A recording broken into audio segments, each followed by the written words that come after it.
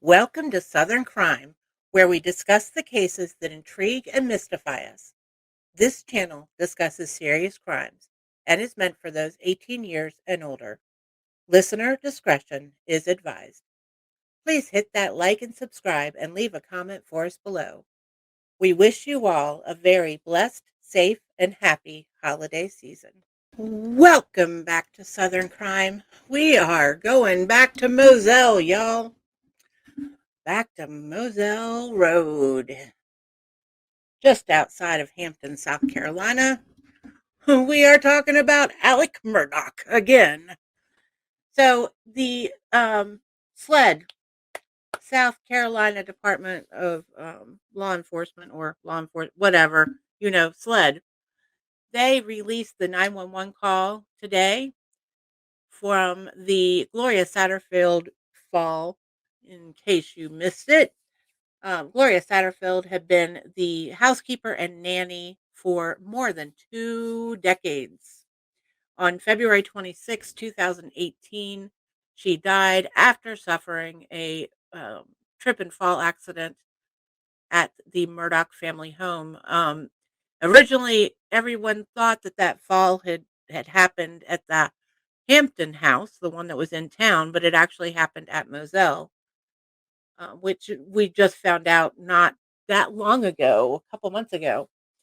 The 911 call was placed on February 2nd, 2018, from the Murdaugh's home on Moselle Road in Colton County. That is the same house where Paul and Maggie Murdaugh were discovered shot to death in June of 2021 this year. No, there have been no arrests in that case. However, everything has been opened up as far as the Gloria Satterfield case is concerned. Was it really a trip and fall? We don't know, because what happened after that was that Alec Murdaugh approached her sons right after she died and said, "I will take care of everything. You guys are like family. I am going to set you up with this great lawyer." Wink, wink. Not telling him that it was his college roommate, one of his best friends, and the godfather to Paul. So then he says, you guys, he'll file suit against me. Everything will be fine. So they did that. They trusted him. They went to mediation. Alex said, "Yes, I did it. It was all me. It was all my fault. Not I did it. He might have done it. But it was all my fault. I am taking full responsibility." Everybody, they signed off on everything at the mediation. It was not filed correctly through the court system, which is one reason it might not have been caught. That he then stole the entire $3.7 million from them.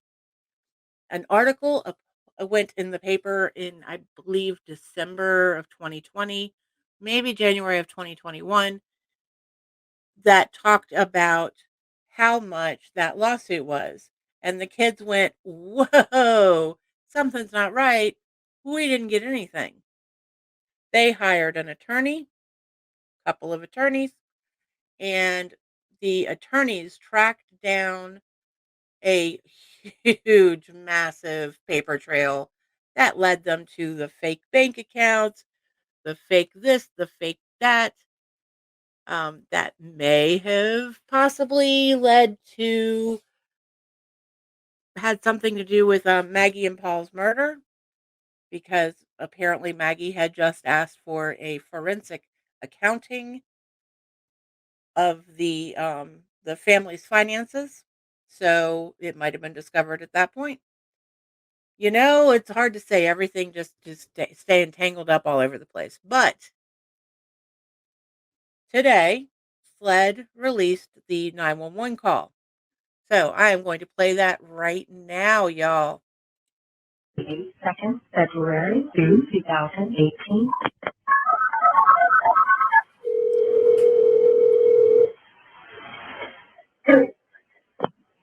Thelma, what was your emergency? 4147 Moselle Road. Okay, can you give me the address one more time, make sure I got it right? Yes, 4147 Moselle Road. Okay, what's going on out there? I'm sorry? What's going on out there? My housekeeper has fallen and her head is bleeding. I cannot get her up. Okay, you said she's fallen. She's bleeding from the head. Yes, Okay. How old is she? I'm not sure, like 58 maybe. Do you know if she fell from standing or not? No. No. Where'd she fall from? She fell going up the steps, up the brick steps. Okay, so she outside or inside? Outside. Okay. How many steps is there? 8. Okay, is she on the ground or is she up near the She's on top? the ground. She's on the ground. She's on the Is she ground. conscious? No, not really. Is she awake at all? Yes. Okay.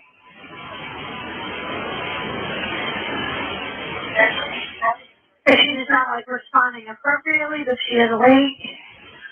Man, she's not responding. Okay, I've already got them on the way. You ask some questions, does not slow them down, man.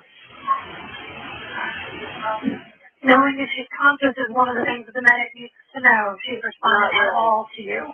No. Okay, so she's not responsive at all. Well, I mean, she's mumbling. Okay, so she is somewhat conscious. Is she breathing okay? Yes. Is she bleeding from anywhere? Yes, her head.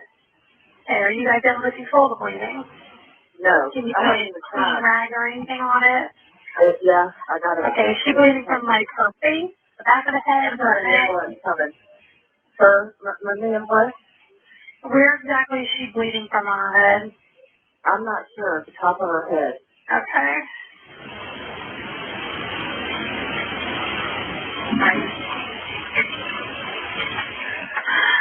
Okay. Oh, What happened? she just fell right down. Can I get off this phone so I can go down there? Can I have your name and phone number? Or are you able to bring the phone down by her? What? Or are you on a cell phone where you can walk down there and I'm on talk? a cell phone. No. Okay, can you bring it with you so we can ask her some questions about what kind of pain she's having?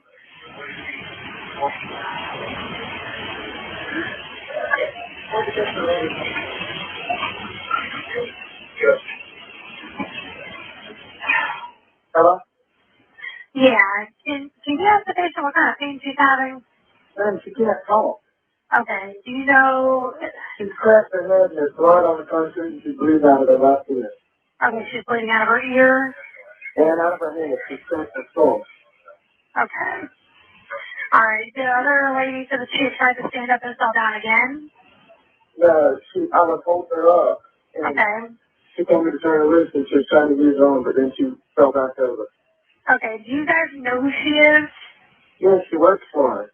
Okay. Do you know if she's ever had a stroke or anything before?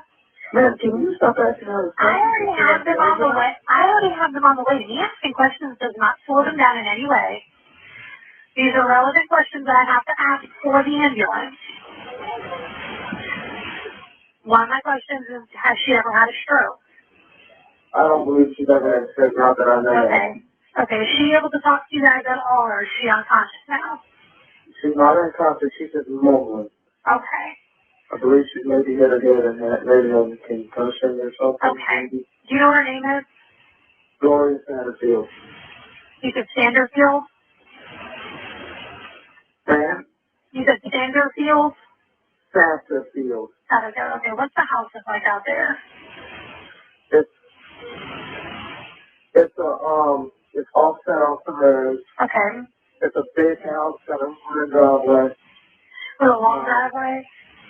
Yeah, Is there a gate or anything down there that they need to come through? There's two brick columns that have to come through. Okay, but there's no like gate code or anything that they need? No, man. In terms that they can look for a fellow on a 6x6 Ranger. Okay. Waiting on them in the road is green. You know, they probably know what the Ranger looks like. Yeah. You said like That was three. down on the black sweater, a Okay. hat, and pants. Okay. All right. If something changes with her, if she loses consciousness or anything like that, I need one of you guys to call me back right away, okay? Okay, well, how long is it going to take? Because That I don't know. I've had them on the way since Maggie first called me. They were telling right away. Okay. All right, I think they're coming. Hang on 1 minute. Let me check. They're coming from somewhere on Belt Highway in Ruffin. Okay, that's what their station is. Thank you. All right, but like I said, if something changes, call me back. Yes, sir. Okay. Okay, so that call came into Colton County. It was made by Maggie Murdaugh. That is the wife that was murdered back in this summer. Around 9:24 a.m., the call was 6 minutes and 32 seconds. She reports that she had fallen while climbing up a flight of 8 brick steps and was bleeding from the top of her head. They were asking the questions about whether she was unconscious. If you're ever in a situation like that, it is so frustrating to have a dispatcher asking you those questions. But those questions really do make a difference when vehicles or first responders are responding, because as a first responder, you can make decisions before you get there about care and about, maybe we need to get a helicopter in, et cetera, et cetera. So Maggie talks to them for a few minutes, and then an unidentified young male got on the phone and informed dispatch that Satterfield had cracked her skull and was bleeding from the head and left ear onto the concrete. Now, when I first heard that there was a male in the background, I assumed that it was going to be Alec, but as soon as I started listening to it, I listened to it the first time just now with y'all. I thought immediately that it was Paul or Buster. Buster being the older son. Paul was also murdered this summer with his mom. So the first 911, the first EMS unit was dispatched at 9:25 a.m. The call came in at 9:24. So 5 minutes into the call, or 1 minute into the call, and for 5 minutes of the rest of the call, they are on the way. They arrived on the scene at 9:41. It's where Moselle Road sits. It's right on the edge of two counties. So, it's kind of like things are never quite as well um, positioned as far as EMS, etc., when you've got something that's right on the corner. Um, there was an unidentified male driving an ATV that met the ambulance at the entrance to the property to direct them in. A Colton County sheriff was also dispatched. Again, for this area, it is very common for all kinds of things for police to show up with EMS because they're not an extra set of hands, not because of anything else. So we're used to having the cops dispatched with us when stuff happens. On So Tuesday today, when it was released, Tuesday afternoon, Eric Bland and Ronnie Richter, who are the clients, or I'm sorry, the attorneys for the Satterfield estate, issued the following statement. Obviously, it was very sad for my clients to have to listen to the tape and the statements about Gloria's injury from the fall. We do not read anything into the tape other than the accident happened the way that Alex described it to the family. Although Maggie didn't mention the dogs in the 911 call as having caused the fall, Maggie seemed genuine in her concerns for Gloria. At times, both Maggie and Paul, so they said that it was Paul on the phone, and I kind of thought that that's who it was, were short with and talking down to the 911 operator who was just doing her job, but maybe the stress of the situation caused them to be a little too caustic with the woman who was just helping them. It is just tough for my clients to hear these things about their mother and sister. As to Mr. Murdaugh's subsequent conduct in creating an opportunity for profit out of this tragedy, our positions, as set forth in numerous court filings, is unchanged. Alec Murdaugh, by the way, is still in the Richland County Detention Center facing criminal charges as well as other financial crime allegations. They just keep building up and building up and building up. It just is nonstop. As far as him, he went to court to get bond, was denied bond until after a psych evaluation was completed. That was completed October 22nd, and they went back to court earlier this month. And the judge said, "Sorry, I read that psych eval. You are a danger to yourself and or the community. You are not leaving." So he remains in jail. Maybe we'll get lucky and he'll stay there until he goes to trial because he can't hurt anybody that way.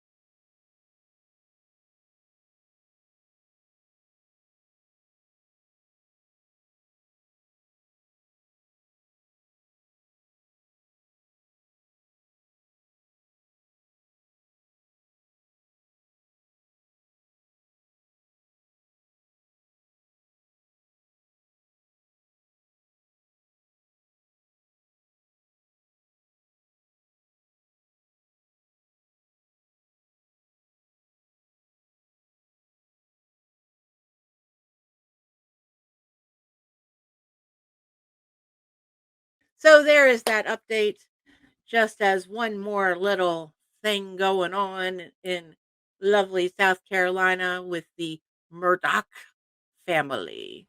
We will see you all later. Bye, y'all. Bye, y'all. Bye, y'all. Bye, y'all. Bye, y'all. Bye, y'all. Bye, y'all. Bye, y'all. Bye, y'all. Bye, y'all.